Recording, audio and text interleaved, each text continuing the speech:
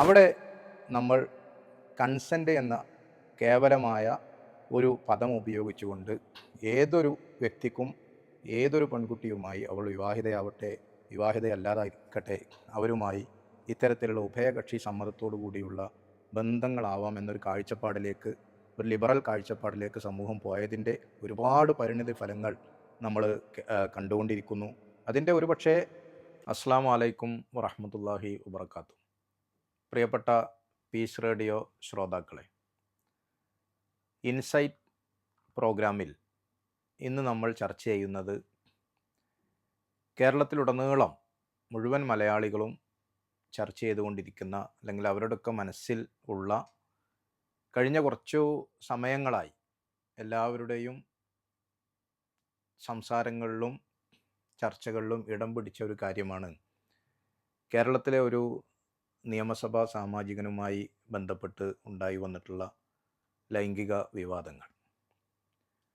നമുക്കറിയാം, കേരളത്തിൽ ഇത്തരം വിവാദങ്ങൾ ഒരു പുതിയ കാര്യമാണ് എന്ന് ആർക്കും അഭിപ്രായം ഉണ്ടാവുകയില്ല. ഒട്ടേറെ ആളുകളുമായി ബന്ധപ്പെട്ട്, ഉന്നതമായ സ്ഥാനങ്ങളിരിക്കുന്ന ആളുകളുമായി ബന്ധപ്പെട്ട് ഇത്തരം വിവാദങ്ങളും അഭിപ്രായങ്ങളും മാധ്യമങ്ങളുടെയും പൊതു സമൂഹത്തിൻ്റെയും ഒക്കെ ശ്രദ്ധയിൽ വരാറുണ്ട്. ഇവിടെ പ്രത്യേകമായി നാം കാണേണ്ട ഒരു കാര്യം, ഇങ്ങനൊരു വിവാദം കടന്നു വന്നപ്പോൾ ഈ വിവാദത്തിൽ അകപ്പെട്ട വ്യക്തി നിരന്തരം സമൂഹത്തോട് പറഞ്ഞ ഒരു കാര്യമാണ് ഞാൻ ഇന്ന് ഊന്നി പറയാൻ വിചാരിക്കുന്നത്. അദ്ദേഹം പറഞ്ഞത്, ഞാൻ ഇന്ത്യ മുന്നോട്ട് വെക്കുന്ന ഭരണഘടനക്കോ നിയമ സംവിധാനങ്ങൾക്കോ വിരുദ്ധമായി ഒന്നും ചെയ്തിട്ടില്ല എന്നെനിക്ക് ഉറപ്പുണ്ട് എന്നാണ് ആവർത്തിച്ച് ആ വ്യക്തി പത്രമാധ്യമങ്ങളുടെ മുമ്പിൽ പറഞ്ഞുകൊണ്ടിരുന്നത് എന്ന് എല്ലാവർക്കും അറിയാവുന്ന കാര്യമാണ്. എന്നാൽ ഒരു പൊതുരംഗത്ത് നിൽക്കുന്ന, ഒരു സാമൂഹ്യ രംഗത്ത് സജീവമായി നിൽക്കുന്ന, ധാർമ്മികതയെക്കുറിച്ച് ആളുകളുമായി സംവദിക്കേണ്ട, ധാർമ്മികതയുടെ അടിസ്ഥാനം എന്തെല്ലാം ആവട്ടെ, ഓരോരുത്തരും മനസ്സിലാക്കുന്ന ഒരു കോൺസ്റ്റിറ്റ്യൂഷണൽ മൊറാലിറ്റി ഉണ്ട് ഇവിടെ. നമ്മുടെ രാജ്യവും നമ്മളുടെ സംസ്ഥാനവും നമ്മളുടെ കേരളീയർ എന്ന് പറയുന്ന നമ്മളെല്ലാവരും മുന്നോട്ട് വെക്കുന്നൊരു മൊറാലിറ്റി ഉണ്ട്. നമ്മളുടേതായ ഒരു തനത് സംസ്കാരമുണ്ട്. വ്യത്യസ്തങ്ങളായ മതങ്ങൾ ഉൾക്കൊള്ളുന്ന ആളുകൾ അവരുടെ മതത്തിൻ്റെ അടിസ്ഥാനത്തിൽ നിന്നുകൊണ്ട് മനസ്സിലാക്കുന്ന മൊറാലിറ്റി ഉണ്ട്. അദ്ദേഹം ഉൾക്കൊള്ളുന്ന ആ പാർട്ടി മുന്നോട്ട് വെക്കുന്ന മൊറാലിറ്റി ഉണ്ട്. ഏത് ധാർമ്മിക പശ്ചാത്തലത്തിൽ നിന്നും സമ്പൂർണമായി കേരളത്തിൽ ജീവിക്കുന്ന സാധാരണക്കാരും കേരളത്തിൽ ജീവിക്കുന്ന മലയാളികൾക്കും ഉൾക്കൊള്ളാനാവാത്ത ഒരു കാഴ്ചപ്പാടാണ് നിരന്തരമായി അദ്ദേഹം മുന്നോട്ട് വെച്ചത് എന്ന് പറയാതിരിക്കാൻ കഴിയില്ല. ആധുനികതയുടെ പേരിൽ, ലിബറലിസത്തിൻ്റെ പേരിൽ കോൺസ്റ്റിറ്റ്യൂഷണൽ ധാർമ്മികത മാത്രം ആവശ്യമുള്ളൂ മനുഷ്യർക്ക് എന്ന് പറയുന്ന ആളുകൾക്കൊരു പക്ഷേ ആ വാദങ്ങൾ ന്യായീകരിക്കാൻ സാധിച്ചു എന്ന് വന്നാലും, നമ്മളെ സംബന്ധിച്ചിടത്തോളം ഇത്തരം സാഹചര്യങ്ങളിലാണ് മതം മുന്നോട്ട് വെക്കുന്ന ധാർമ്മികതയെക്കുറിച്ചുള്ള ചർച്ചകൾ വളരെ സജീവമായി സമൂഹത്തിൽ കടന്നു വരേണ്ടതും ഉയർന്നു വരേണ്ടതും. എന്തുകൊണ്ടാണ് ഇങ്ങനെയുള്ള പ്രശ്നങ്ങൾ ഉണ്ടാകുമ്പോൾ അത് മതം എന്താണ്, ഇസ്ലാം എന്താണ് അത്തരം കാര്യങ്ങളെക്കുറിച്ച് നോക്കിക്കണ്ടിട്ടുള്ളത് എന്ന് സാധാരണക്കാരായ മുഴുവൻ മനുഷ്യരെയും ബോധ്യപ്പെടുത്തേണ്ട ഒരു സാഹചര്യമാണ് ഒരു മുസ്ലിമിനെ സംബന്ധിച്ചിടത്തോളം ഉള്ളത് എന്ന് നിർബന്ധമായി നമ്മൾ മനസ്സിലാക്കേണ്ടിയിരിക്കുന്നു.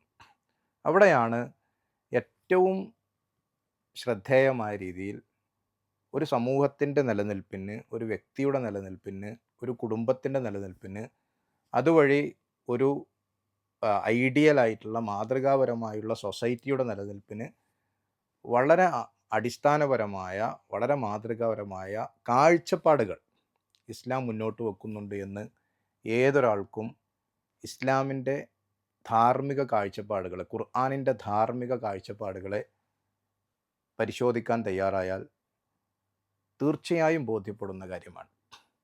എന്താണത്? ഒരു പുരുഷനും സ്ത്രീയും തമ്മിൽ സ്വാഭാവികമായും അവർ തമ്മിലുള്ള ലൈംഗികമായ, അവർ തമ്മിലുള്ള മാനസികവും ശാരീരികവുമായ അടുപ്പങ്ങൾക്ക് ചില നിശ്ചിത വ്യവസ്ഥകൾ വേണം എന്നുള്ളതാണ്. ആ വ്യവസ്ഥകളിൽ ഊന്നി നിന്നുകൊണ്ടായിരിക്കണം ഒരു പുരുഷനും സ്ത്രീയും സമൂഹത്തിൽ മുന്നോട്ട് പോകേണ്ടത്, ജീവിക്കേണ്ടത്. ആ വ്യവസ്ഥയെയാണ് ഇസ്ലാം വിവാഹം എന്ന പരിപക്വമായ, വളരെ മാതൃകാപരമായ, ധാർമ്മികമായ, രക്ഷിതാക്കൾ കൂടി അറിഞ്ഞുകൊണ്ടുള്ള വിവാഹം എന്ന ഒരു ഉടമ്പടി പരിചയപ്പെടുത്തുകയും അത്തരമൊരു കരാർ, ആ കരാറിൽ ഏർപ്പെട്ടുകൊണ്ടായിരിക്കണം ഒരു സ്ത്രീയും പുരുഷനും ഒന്നിച്ച് മുന്നോട്ട് പോകേണ്ടത് എന്ന കാഴ്ചപ്പാട് സമൂഹത്തിൽ അവതരിപ്പിക്കുകയും ചെയ്തത്. ഇതിൽ നിന്ന് പുറകോട്ട് പോകുമ്പോഴാണ്, ഇത്തരമൊരു ധാർമ്മിക ചുറ്റുപാടിൽ നിന്ന് പുറകോട്ട് പോകുമ്പോഴാണ് നമ്മൾ ഇന്നീ കാണുന്ന വലിയ ഉന്നതമായ സ്ഥാനങ്ങളിൽ വിരാജിക്കുന്നിടത്ത് നിന്ന് ആളുകൾ കൂപ്പുകുത്തി വീഴുന്നത് സങ്കടകരമായ രീതിയിൽ ഓരോരുത്തരും കണ്ടുകൊണ്ടിരിക്കുന്ന കാര്യം അതാണ്. അവിടെ നമ്മൾ കൺസെൻ്റ് എന്ന കേവലമായ ഒരു പദം ഉപയോഗിച്ചുകൊണ്ട് ഏതൊരു വ്യക്തിക്കും, ഏതൊരു പെൺകുട്ടിയുമായി, അവൾ വിവാഹിതയാവട്ടെ വിവാഹിതയല്ലാതായിരിക്കട്ടെ, അവരുമായി ഇത്തരത്തിലുള്ള ഉഭയകക്ഷി സമ്മതത്തോടു കൂടിയുള്ള ബന്ധങ്ങളാവാം എന്നൊരു കാഴ്ചപ്പാടിലേക്ക്, ഒരു ലിബറൽ കാഴ്ചപ്പാടിലേക്ക് സമൂഹം പോയതിൻ്റെ ഒരുപാട് പരിണിത ഫലങ്ങൾ നമ്മൾ കണ്ടുകൊണ്ടിരിക്കുന്നു.